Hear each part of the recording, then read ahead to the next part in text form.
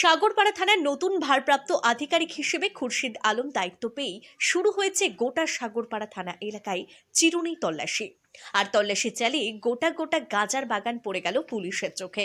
সেই গাজার গাছের বাগান পোড়াতেই ব্যস্ত হয়ে পড়লেন সাগরপাড়া থানার ভারপ্রাপ্ত আধিকারিক মোহাম্মদ খুরশিদ আলম সহ তার পুলিশ টিম।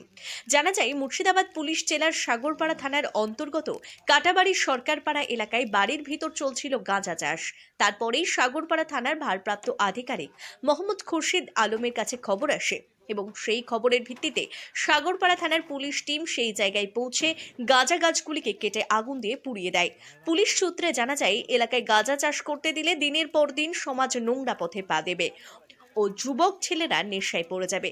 সেই কথা মাথায় রেখে পুলিশের এই উদ্যোগে খুশি এলাকাবাসী। আপনারা দেখছেন গ্রাম বাংলা নিউজ, সবার সাথে সবার পাশে। বুঝো না, শুরু করো। কাটা সব। তুমি গরিব মানুষ, আমাকে কাটিয়ে দিছ। চলো। আমাকে নিয়ে যে কি করবো বাবা, আমাকে কে খাইতে দেবে?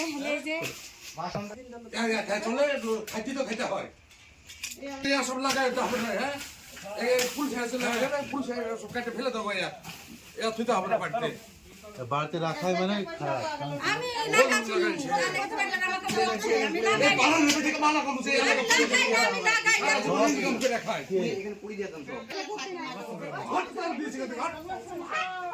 হ্যাঁ,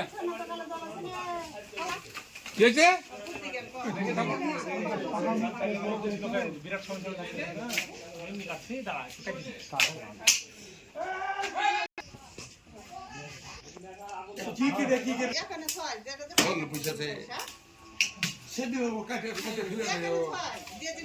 মারো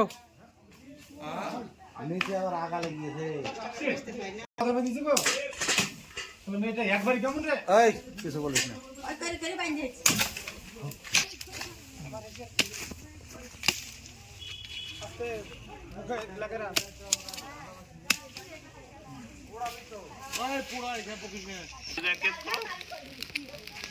তোমাদের ভাগ্য ভালো যে শুধু ওই কাটিয়ে দিয়েছে, পুড়িয়ে দিয়েছে। জানিস যে আগুন খাওয়া থাকে না কথা নেই।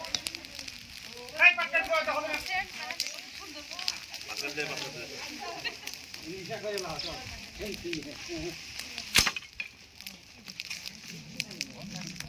মেয়েটা বোঝেই না, ঠিক আছে? আমি সব খাবো, ওতে হাত দিতে যায়।